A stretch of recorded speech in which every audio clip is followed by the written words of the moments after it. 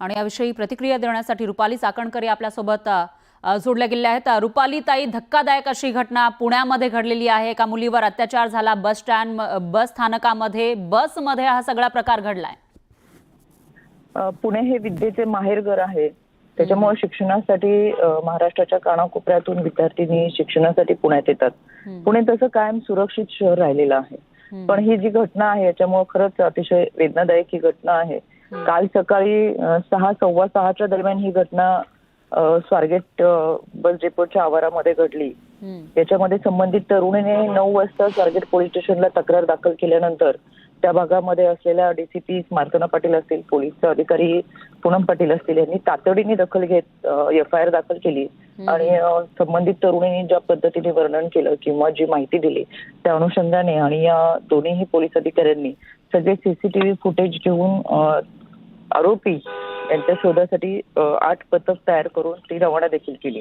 याच्यामध्ये आरोपीचे सिरियस असतील, त्याचबरोबर आरोपीचं वर्णन आणि या माध्यमातून आरोपीचा तपास। आज उद्या आरोपी सापडेल, पण अशा घटना घडूच नाही याच्यासाठी खरं सतर्क राहणं देखील फार गरजेचं आहे। यामध्ये स्वतः पोलिसांच्या संपर्कात आहे, पेट्रोलिंगची व्यवस्था देखील स्वारगेट भागामध्ये आहे। असं असताना सुद्धा तसा रहदारीचा भाग आहे, म्हणजे स्वारगेट हा सकाळच्या वेळेमध्येही मोठ्या प्रमाणात रहदारी या भागामध्ये असते, तरी सुद्धा अशी घटना घडली हे निश्चितच। रुपाली ताई, ही घटना घडल्यानंतर आता संताप व्यक्त केला जातोय, त्याचबरोबर महिलांची सुरक्षितता सुद्धा ऐरणीवर आल्याचं बोललं जात आहे। धन्यवाद तुम्ही दिलेल्या या प्रतिक्रियेसाठी। यानंतर गृहराज्यमंत्री योगेश कदम हे आपल्यासोबत जोडले गेलेले आहेत। सर, पुण्यामध्ये ही घटना घडलेली आहे आणि त्यानंतर कायदा सुव्यवस्था असेल किंवा महिलांची मुलींची सुरक्षेवरून प्रश्न उपस्थित होत आहेत।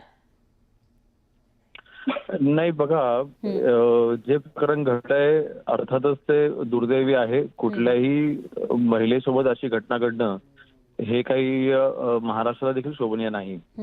परंतु घटनेचे जर का डिटेल्स जर का आपण पाहिली तर जे CCTV फुटेजेस आहेत सकाळी 5च्या दरम्यानची घटना आहे आणि जे प्रथमदर्शनी जे दिसते CCTV फुटेज मध्ये जे आरोपी आहेत ते आणि जे विक्टिम आहेत ते एकत्रच बसमध्ये चढताना दिसत आहेत आणि त्यांना कदाचित गोड बोलून किंवा त्यांचं जरा ब्रेन वॉशिंग करून त्यांना ते सोबत घेऊन गेले आहेत असं ते लक्षात येत आहे। डिटेलमध्ये जेव्हा आरोपी पकडले जाते त्यानंतरच हे आपल्या लक्षात येईल नक्की इंटेन्शन काय होतं।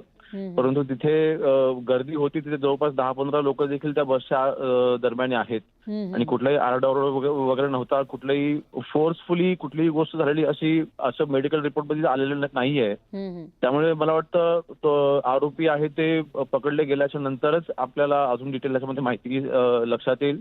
सध्या जे आरोपी आहेत त्यांचे भाऊ आहेत, त्यांना ताब्यात घेतलं गेलेलं आहे, त्यांच्यासोबत इन्व्हेस्टिगेशन चालू आहे आणि लवकरच आरोपी देखील पकडले जातील।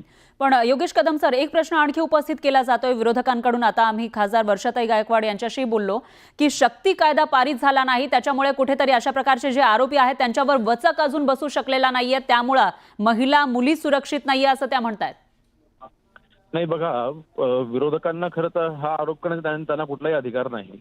ज्या वेळेला उद्धवजी मुख्यमंत्री होते त्यावेळेला महाराष्ट्रामध्ये अशा घटना घडत होत्या आणि शक्ती कायदा अर्थातच अंमलात आला पाहिजे, तो अजून कडक पद्धतीने तो राबवला गेला पाहिजे, याबद्दल कुठलाही दुमत नाही। आणि बघा, शेवटी महाराष्ट्रामधल्या प्रत्येक महिलेची सुरक्षिततेची जबाबदारी आमची आहे ह्याची मला पूर्णपणे जाणीव आहे आणि अशा घटना घडू नये ह्यासाठी पोलिसांनी सतर्क राहणं देखील तितकंच गरजेचं आहे, याबद्दल कुठले दुमत नाही।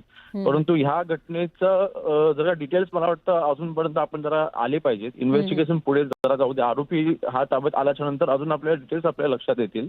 परंतु आता कुठल्याही निष्कर्षावरती पोहोचणं हे चुकीचं राहील। परंतु अर्थातच शक्ती कायदा हा महाराष्ट्रामध्ये असताना आपल्याला त्याची अंमलबजावणी ही कडक अजून झाली पाहिजे, ह्या मताशी मी सहमत आहे।